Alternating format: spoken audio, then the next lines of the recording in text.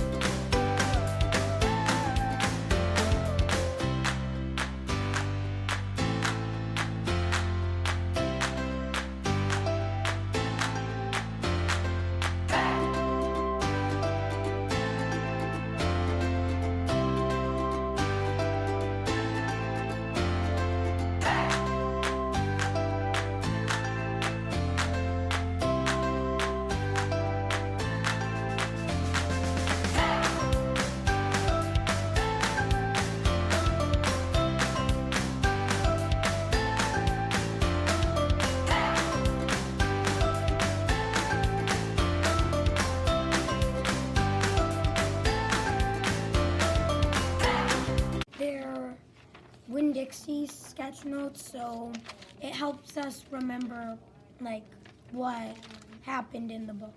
Oh, okay. Violet, what would you add?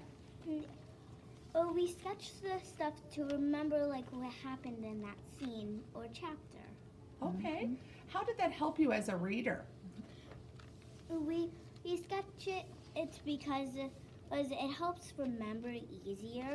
Or like perhaps I made a sketch about when Winn-Dixie was running in the grocery store. Oh my goodness. How about you, Carter? What was a scene that you really remembered from doing the sketchbooks? When Opal was really surprised because Gloria Dump was a very nice person, but she never knew she had some bad flaws. Oh.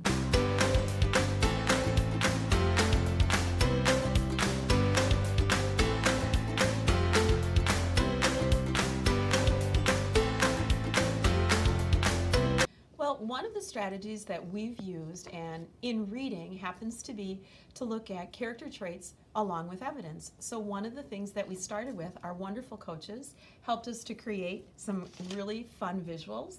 We started with creating a mood bank. We started also, then what we did is we moved to some sticks and we used some color coding. And so when we read stories aloud or when we're reading in our book clubs, the kids are able to kind of track the characters' traits and their journey through using some of those visuals. Another thing that we had a chance to do is we played character charades. We took our character traits and what we did is we sorted them into positive, negative, and neutral traits. It helped to really build vocabulary for kids, and we can now play the $25,000 pyramid with the words, and the kids just overall really enjoy it.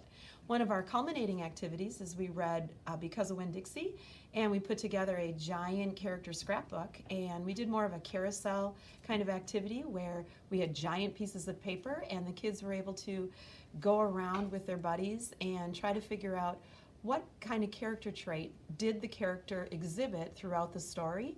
Using evidence, they were able to add on, they were able to discuss why they thought one trait was different from how their other person or their buddy thought their character was acting in the story. And then we tracked the journey through a sketchbook throughout the time we were reading out loud. And it was a fun activity, and I truly believe now the kids have such a better understanding and a better vocabulary about different character traits the characters can have in their stories. UDL has changed my teaching. I feel that because I am creating such engaging lessons and engaging, moving, fun things, that I'm excited to stand up and teach every day. It's moving away from the traditional sit and get, listen to me, and it's interacting with the kids and the kids interacting with one another. They're excited, I'm excited.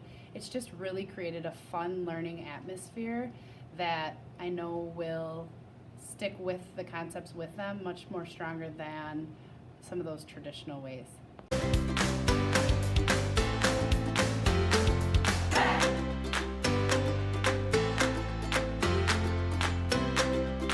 Because at the beginning of the year, we kind of just read books. We didn't really think about how the character was changing or about what their character traits are. If they were mad, we just kind of put up with that. But now we realize that when they're mad, that kind of means they're at the turning point of this story and they're changing their character trait. Really, reading hasn't been too fun, but this year it's been a lot funner than most years. Yeah, because I'm not like a reading person either, and this year I kind of like got into more reading than last year. But last year I didn't read as much, and I didn't read like fantasy. I really read like realistic fiction and graphic novels. So.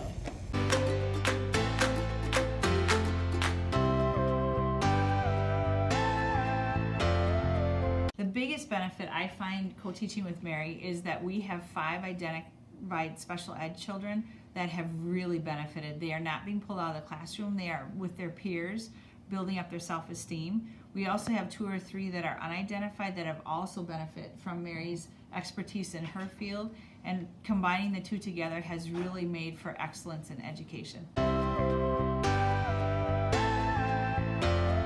Another benefit has been both the emotional and the academic maturity we've seen in the kids. Socially, when you have kids with a plethora of needs, it's just so awesome to see them benefiting on a social level, an academic level, but just the growth of them as individuals and as students moving on to be ready for middle school has been tremendous. And I see them again integrating with the kids a lot more, understanding that we're a group and that we're a team too, that they can come to either one of us, that it's not just Mrs. Malmbach or Mrs. Grid, we're together. And they're proud to be with their peers doing what all the other kids are doing.